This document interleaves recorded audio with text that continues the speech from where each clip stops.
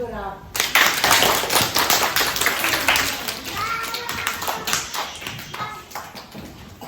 А сега група жирафа ще представя стихотворението за 3 марта. 3 марта е славен ден, празник висок на свободата. Нека погледите се и залуднем знамената. Стари горни знамена на хайдушките дружини. Води съвременна битка в ромските години. Днес таи огневът, път поема знамената. Към най-дълбокия връх, шипка връх на свободата.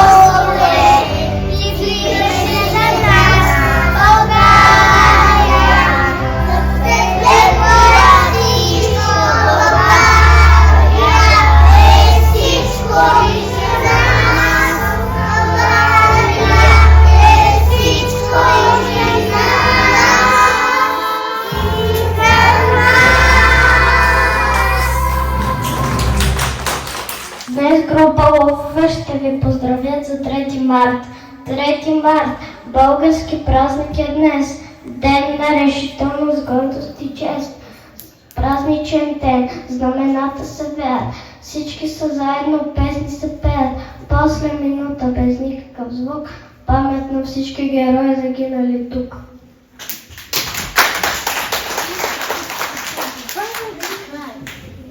Вече народът Ерен не търпял, сабите острил, ловото пял. Знаме шивала райна княгиня, знаме Купринено, знаме Светиня.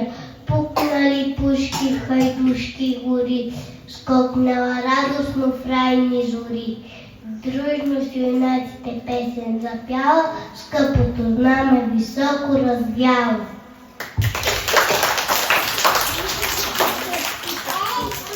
Кубатата жета с Бенковски изправила гордо гало рамене, полетяла през нощите робски с върховати тракийски коне. Тя зовяла за бунт и въстание, всеки българин с мъжко сърце, и усетили нашите тирани, как земята по тях се тресе. И когато бунтовни огньове Панагюрище цяло било, обърнете дръво с много, бил надежда и вярно крило. Върховатата черта велична, планините свободно шумят, но да чуваме конски копита, след вулкана и гнезда кърцят. Вдигнати чела, пред нас света ще се разкрие, че сбъднем нашите дела.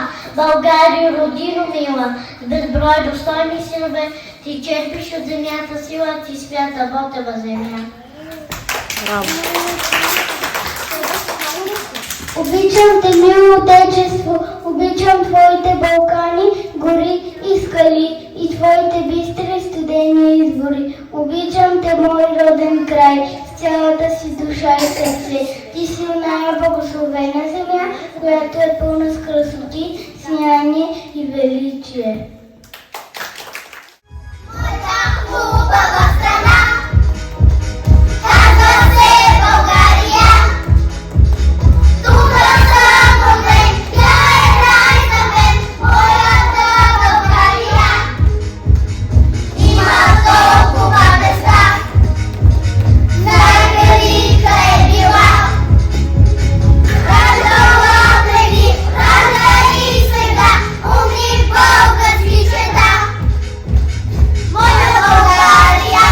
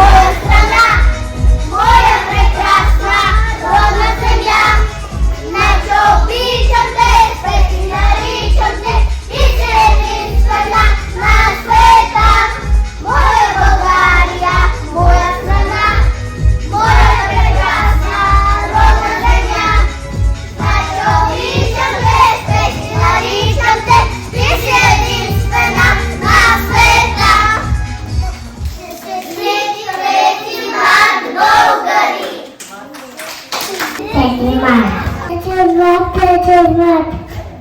Браво! Супасик. Чистіпальник. Браво! Чистіпальник. Браво, Мілічка! Браво! Штит третій марк Болгарії. Речі,